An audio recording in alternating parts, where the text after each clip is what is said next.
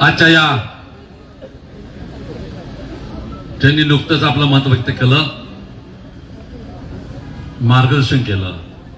आमचे सहकारी मित्र शिवसेनेचे नेते प्रकाश जाधवजी, महाराष्ट्र प्रदेश काँग्रेस कमिटीचे जनरल सेक्रेटरी आपल्या जिल्ह्याचे सुपुत्र नाना गावंडेजी, राष्ट्रवादी काँग्रेस पक्षाचे सन्मान्य सन्मान्य रमेशचंद्र बंग साहेब, जिल्हा काँग्रेस कमिटीचे अध्यक्ष राजेंद्र मुळकजी, शिवसेनेचे नेते जिल्हा अध्यक्ष देवेंद्र गोडबोलेजी, सन्मान्य बरबटेजी, आमचे सहकारी मित्र आणि कामठी निर्वाचन क्षेत्राचे नेते सन्मान्य सुरेश भोयर साहेब, या मंचावर बसले इतर सगळे मान्यवर, या रश्मीताई, आपण सगळेजण आता काही सगळ्याचे नाव घेत नाही, कारण उरले सुरले नावं सगळे नानाने घेऊन टाकले आहे. एवढे नावं काय नाना मला पाठ राहत नाही, तुला तर अजूनही पाठ तर सवय त्या ठिकाणी, मी काय एवढे नावं पाठांतर करत नाही.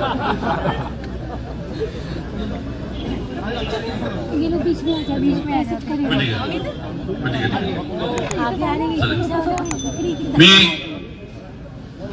आज सगळेजण आपण महाविकास आघाडीच्या उमेदवार सौभाग्यवती रश्मीताई यांचं नामांकन अर्ज दाखल करण्यात आला. यांना उमेदवारी मिळवून देण्यासाठी आपले राष्ट्रीय अध्यक्ष सन्माननीय खरगे साहेब, तुमच्या त्या युवकांचे नेते सन्मान राहुल गांधीजी, राष्ट्रवादी पक्षाचे नेते सन्मान्य शरदचंद्रजी पवार साहेब, महाराष्ट्रामध्ये ज्यांनी आदरणीय पूजनीय बाळासाहेब ठाकरे यांचं नावलौकिकारी वातावरण, त्याचा शब्द एक पुत्र सुपुत्र म्हणून ज्याने आजही लिहून ठेवला, शिवसेनेचे नेते सन्मान्य उद्धव ठाकरे साहेब, समाजवादी पक्षाचे नेते अखिलेश यादवजी, या त्या ठिकाणी केजरीवाल साहेबांचा पक्ष, इतर सगळे मान्यवर आपण आज या ठिकाणी आज महाविकास आघाडीच्या उमेदवाराचा अर्ज दाखल करण्यासाठी आपण इथे उपस्थित झाला. बरेच विषय आहे, माझ्या अगोदर वक्त्यांनी खूप विषय बोललेले आहे आणि येणाऱ्या 17 तारखेपर्यंत गावोगावी गल्ली गल्ली बऱ्याच विषयावर चर्चा होणार आहे. पण बंधूंनो आणि उपस्थित सगळ्या नेत्यांना आणि कार्यकर्त्यांना, माझ्या सहकारी मित्रांना विनंती करणार, सुनिकेत हात जोडून, ही निवडणूक रामटेक लोकसभा निर्वाचन क्षेत्राची निवडणूक, हे निवडणूक विचारधाराची निवडणूक आहे. 2024 ह्या देशामध्ये कुठली विचारधारा पाहिजे, 2024 मध्ये या देशाचं वातावरण काय असलं पाहिजे, हा देश 2024 मध्ये हा देश लोकशाहीला अभिप्रेत असलं ते जिवंत ठेवायचं आहे की आपल्याला त्या ठिकाणी ठेवायचं नाही, हा त्याच्या निवडणूक आहे. हा देश स्वतः झाला त्या देशाची घटना लिहिलेल्या डॉक्टर बाबासाहेब आंबेडकर यांनी आपल्याला संविधान दिलेलं आहे. त्या संविधानाची रक्षा करण्यासाठी आम्ही आपलं कर्तव्य पार पाडण्यासाठी याची त्या ठिकाणी निवडणूक बंधू त्या ठिकाणी आहे. ज्यांच्या हातामध्ये सत्ता आहे ते सत्ता असे वापरून आले की जसं की अमरपट्टा घेऊन आलेला आहे, ते विसरूनच गेले.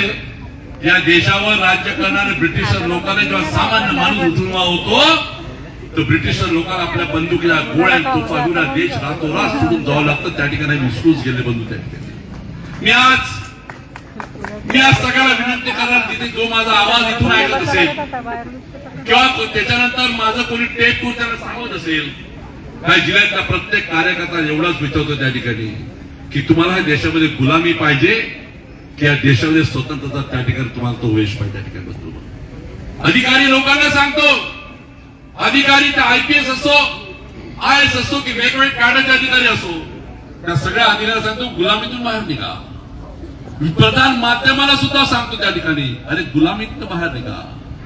तुम्हाला लोकांना किती दडपण आहे, तुमच्या मनामध्ये असं तुम्ही लिहू शकत नाही. तुमच्या आई बापानं तुम्हाला लहानपणी शिकून मोठं केलं, त्या शिक्षणाचा भरोसा तुम्ही हुशार की आहे की हुशार की गुंडाळून खिशामध्ये ठेवावं लागते, वर्तमानपत्रामध्ये तुम्ही लिहू शकत नाही. गुलामी आहे. हे अधिकारी वर्ग यांना असं वाटते की सत्ता पक्षाच्या लोकांनाच यांना त्या ठिकाणी दिला. रे विसरा, तुमच्या माय बापांना त्यावेळेस उपाशी राहून तुम्हाला शिक्षणाचे पुस्तक दिले नसते तर तुम्ही अधिकारी बनले असता का त्या ठिकाणी. आणि अधिकार समजा आता बनण्याचं का गुलामी सारखं होत्या ठिकाणी. बंधून हा निवडणूक तरुण मरोची निवडणूक आहे. आपल्याला सगळ्यांना सांगायची गरज नाही का जे लोकांच्या राजकारणात तरवेज लोक आहे चेहरे पाहून सांगू शकतो, नाव पाहून सांगतो, तहसील पाहून सांगू शकतो. त्या ठिकाणी बंधू की तुम्ही लोक सगळेजण रणागणात त्या ठिकाणी रंजले गांजले लोक आहेत. तुम्ही कसे काय वर्तुळ कोणी तुम्हाला बनवून दिले असे तुम्ही लोक त्या ठिकाणी आहे. आघात अजून करणार आहे. या शतमानाचा आघात संपला नाही. वेळपसरी त्या ठिकाणी माझ्यावर अजूनही आघात करतील. पण त्या सगळ्यांना मी शेतकऱ्या कुटुंबाचा आहे, मी घाबरणारा व्यक्ती. अनेक गोष्ट नक्की माहिती आहे. माझ्या माय बापाने जे शिकवलं मला, जे पेरेल ते सुकवेल. ज्वारी पेरली तर गहू उगवत नाही. तुम्ही ज्या बैमानीने घेऊन चाललेला आहे, जे दिन मेरी चक्की चलेगी ना तर साले ठा ठा ठा करे. अरे 2.5 वर्ष राज्याचा मंत्री होतो, एक घराच्या बाहेर निघत नव्हतं. एक तरी निघाला का घराच्या बाहेर? एक नाही. समजलं पाहिजे लोकशाहीमध्ये सत्ता कोणासाठी वापरायची असते. लोकशाहीमध्ये सत्ता ही सर्वसामान्य माणसासाठी वापरायची असते. सत्ता त्या ठिकाणी ऐश्वर्य भोगण्यासाठी नाही. काही लोकांना सत्तेचा उपयोग ऐश्वर्य भोगण्यासाठी. सत्तेमध्ये जायचं, ऐश्वर्य भोगायचं, सत्तेमध्ये जायचं, स्वतःला सांभाळायचं. अरे समजा सत्तेमध्ये स्वतःला सांभाळतो आणि ऐश्वर्य भोगायचं होतं तर सामान्य माणसाला भूल तापातून मत का मागितले हा विषय त्या ठिकाणी निर्णय द्यावा लागेल. बंधूंनो, सामान्य माणसाला जे मत मागतात त्या सामान्य माणसाचे प्रश्न सोडवण्यासाठी, त्याच्यासाठी त्याच्या पाठीची खंबीर उभं राहण्यासाठी त्या पण त्या ठिकाणी मागतो. आणि मग अशा प्रकारचे दुर्दैवाने त्या ठिकाणी तुम्हाला भेटेल. पण बंधूंनो, माझा स्वभाव तुम्हाला माहिती आहे, तिकड जरूर आहे पण बैमान नाही. त्या ठिकाणी मी माझ्या राजकारणामध्ये बैमानी करत नाही. त्या ठिकाणी वेळपतीने तडकन बोलून देतो.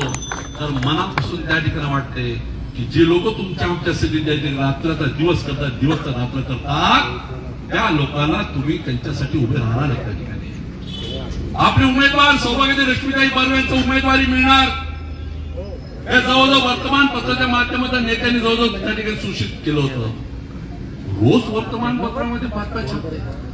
मला अजूनही समजत नाही सत्तेची आग एवढी आहे तुमच्यामध्ये. अरे आहे तुम्हाला स्वतः या ना पुढं. गेला त्याला कशाला मागं पुढं करता. भारतीय जनता पार्टीच्या सगळ्या नेत्यांना पुढं आलं पाहिजे, सांगायला पाहिजे हो आम्ही हे सगळं करतो. मागं उभं राहायचं, पुढच्याला पुढं करायचं. का म्हणून करायचं? त्या आज निवडून आल्या का? 4 वर्ष अगोदर 4.5 वर्ष अगोदर त्या जिल्हा परिषदेच्या सदस्य निवडून आल्या त्या. 2.5-3 वर्ष त्या जिल्हा परिषद अध्यक्ष राहिल्या त्या. तेव्हा तुम्हाला त्यांच्या कास्ट सर्टिफिकेटची आठवण नाही आली.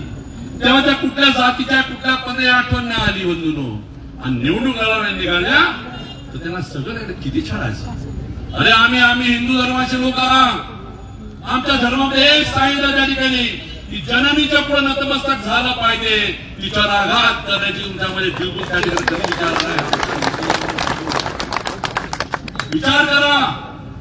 ह्या जिल्ह्याच्या सगळ्या लोकांनी विचार करावा.